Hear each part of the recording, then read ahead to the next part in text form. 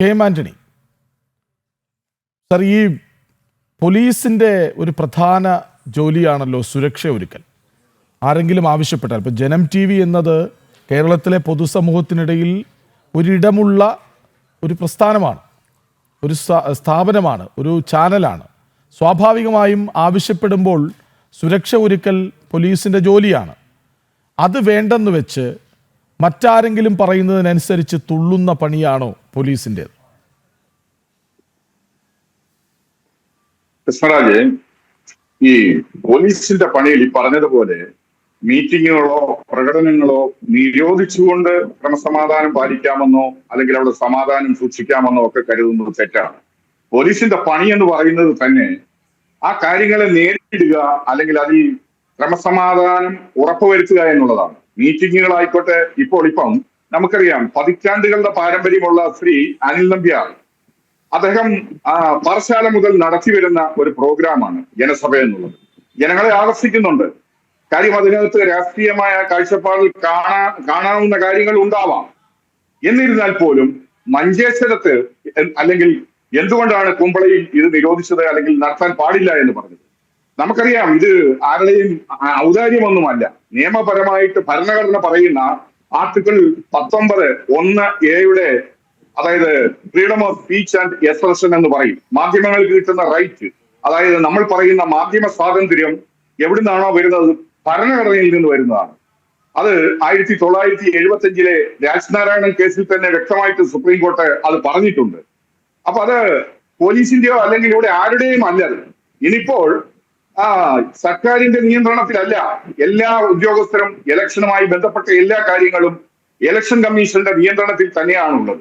ഇപ്പൊ ആ പോലീസ് ഉദ്യോഗസ്ഥൻ പറഞ്ഞത് ഇലക്ഷൻ കമ്മീഷന്റെ നിർദ്ദേശപ്രകാരമാണ്, അല്ലെങ്കിൽ ഇലക്ഷനുമായി ബന്ധപ്പെട്ട ഉദ്യോഗസ്ഥരുടെ രീതിയിലാണ്, അല്ലെങ്കിൽ അവർ പറഞ്ഞതിന്റെ അടിസ്ഥാനത്തിലാണ് ഈ മീറ്റിംഗ് അല്ലെങ്കിൽ ഈ ജനസഭ എന്ന മാധ്യമ പ്രോഗ്രാം ജനങ്ങളെ പങ്കെടുപ്പിച്ചുകൊണ്ട് നടത്താൻ അനുമതി നിഷേധിച്ചതെന്ന് പറഞ്ഞു.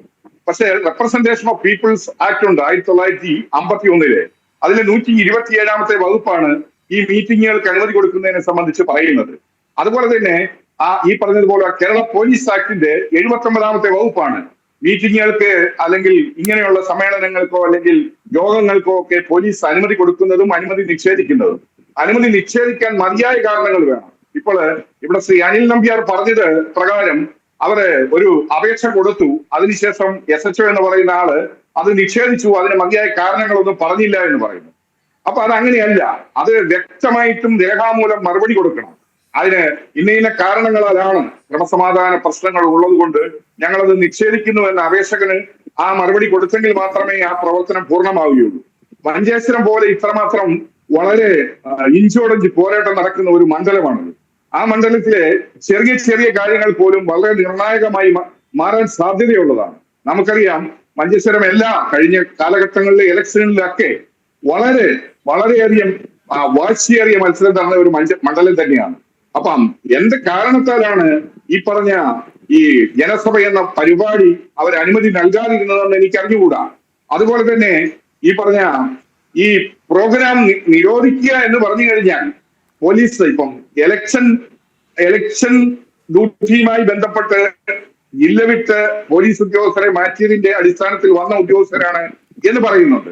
അതായത് അവർക്ക് രണ്ട് മാസക്കാലം അവിടെ എങ്ങനെയെങ്കിലും ഇരുന്ന് പോയാൽ മതി എന്നുള്ള അവസ്ഥയിൽ വരുന്നതാണ്. പിന്നീട് ഇലക്ഷൻ കഴിഞ്ഞു കഴിഞ്ഞാൽ അവരുടെ പഴയ സ്ഥലങ്ങളിലേക്ക് തന്നെ തിരിച്ചു പോകാമെന്നുള്ള ഒരു ധൈര്യത്തിലാണ്, അല്ലെങ്കിൽ ആ രീതിയിലായിരിക്കാം ചിലപ്പോൾ ഇവരൊക്കെ അങ്ങനെ ചെയ്യുന്നത്.